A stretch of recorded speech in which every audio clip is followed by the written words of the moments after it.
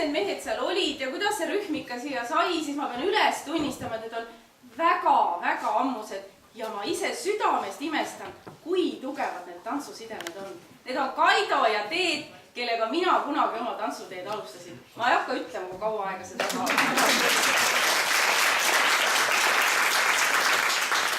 See vasakpoolne see Teet, kes seal asjatab oma riiete kallal, tema oli näiteks see hull, ta oli minust nagu tüki vanem, see õudne hull tantsupartner, minu esimene partner, kes mul sõrmega selga torkas ja kogu aeg ütles selg sirgeks. Ma unustan seda iial ära, see oli nii alandav, aga mul on selg sirgeks. Torkas kogu aeg mind selja peal. Ja no nendega on tõesti mitu puuda soola koos ära söödud ja me tantsime kõik endiselt. Järgmised olid tõesti naised, perenaised, üks ilusam kui teine, Turbast. Turba tantsupisi.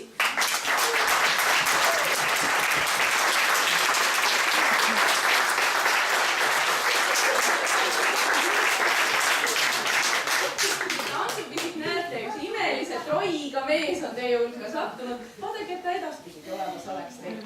See tantsupisik on ka üks minu arvates imeline rühm, kus on sees nii tütreid kui emasid, sest see lillevärjaga tüdruk, see on meile kõigile nagu tütre eest seal.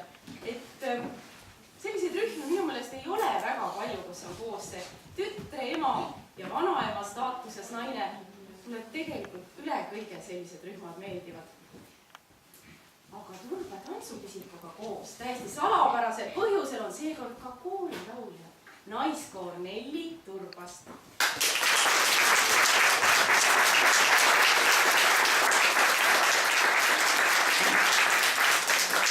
Ja üsna alles oli Eesti Televisioonis väga suurepärase saatesarja Plektrum üks imeline intervjuu Marju Lepajõega. Kas keegi juhtus selle nägema või kuulma, kus Marju Lepajõe, ma arvan, üks Eesti targemaid ja filosoofilisemal tasandil mõtlevaid naisi jagas Eesti rahva koorilauljateks ja rahvatantsijateks.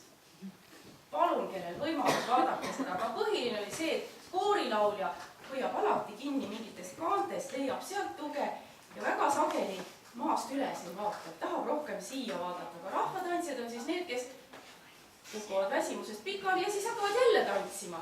Koorilauljad on see soliidsem Eesti rahva osa.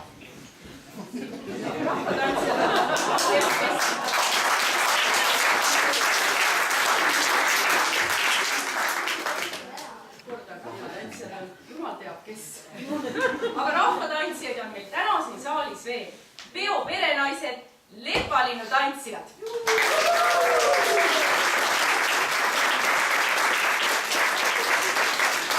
Lepalinnu süda lööb seekord eriti ärevalt, sest neil on uued peakatte. Võite teile aplausi teha, sest on väga suur töö.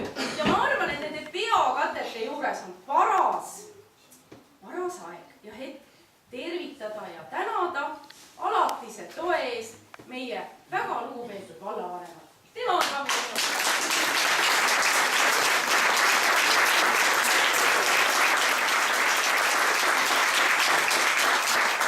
Aga lubame, et üks väheseid mehi, et me teda kiusama, eks? Miks? No, tegelikult ma arvan, ükski Simman ei ole nii hea valikuga alanud, et kui vaatad, siin on üle ühe naise mees, jälle mees, natuke veel ja jälle mees. On ikka pidusid, kui alguses pole ühtegi saalis olnud. Mähtate, selliseid on ka olnud. Sest ega me seda Simmanit ju esimene kord ei pea.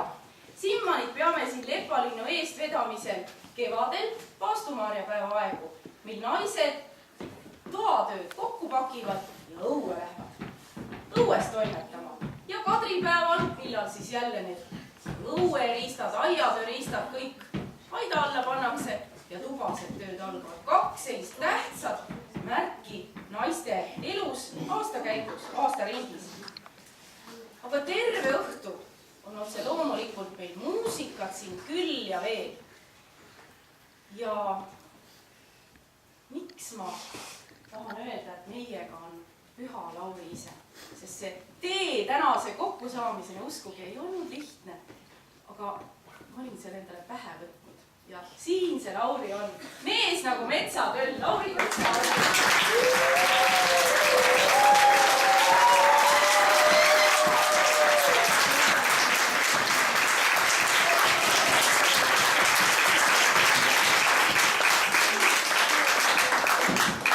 Tegelikult ma arvan, ta on üks selline inimene, kes aastas võib üsnagi näppudel üles lugeda need päevad, kui ta on vaba. Ja luureandmete abil saime me teada, et tal on täna vaba õhtu.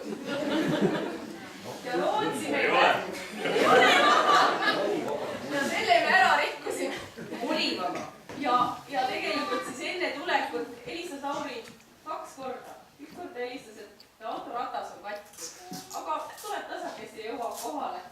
Siis ma hakkasin juba mõtlema, kust neid automehi saada, sest õnneks on ju Kaido, maailma parim automees. Temaga autoseiklustes võiks rääkida tunde. Automootor peale, mootor tagasi, mootor peale, mootor tagasi, see on Kaido. Ja siis helistab Lauri teist korda. Nüüd ta seisab teie järgi. Mu süda jäi korraks seisma, aga tuli teine lause. Lauri ütles, aga ma sain korda selle pea. Nii et nüüd on see aeg, kui saame teada, kas siis esimene tants on Aissa. Ja istujaid meil ju kunagi ei ole.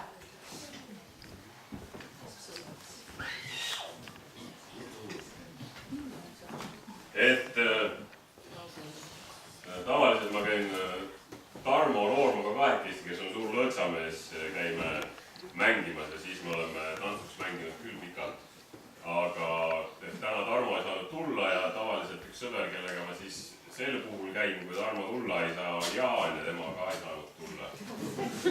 Ja siis Mari ütles, ma võin üksi ka tulla.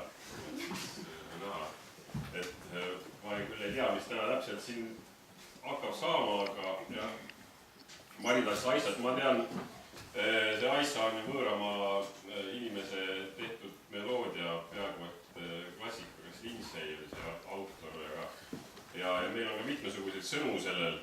Üks, mis Kukerpillid on kuulsaks laulnud ja Enno Käo on sõnad ümber teinud, pannud natuke riime juurde ja paar salmigi. Aga üks teine on üks sõdurilaul, kus mehed Andesfidi sõjas ja algab sõnadega, et hiljaaegu Eesti poisid Riialinnas võõrsil käisid, sülitasid tulda tina, parunil vasta nina. Aga edasi läheb see päris karmiks, nüüd ma ei saa seda laulda, aga ma ei tea, kas see kannel on kuulda ei ole. Ma võin ka seda mikrofoni äkki panna siia, aga ma ei tahtnud mikrofoni saada, aga mu laulan, siis ei ole tähtis, aga üks teine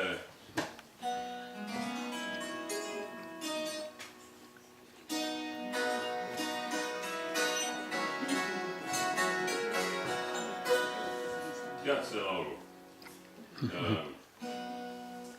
Ma olen seda kandega mänginud, aga ükskord on ikka esimene. Ega teil ei juhtu kellelgi olema torupilli kaasas. Et mul juhtus selline asi, et ma plaanisin teha torupilli kava, mis kestab 7 tundi ja 12 minutit täpselt.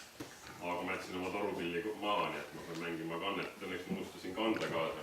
Ja ma võin mõne laulu ka vahel teha. Aga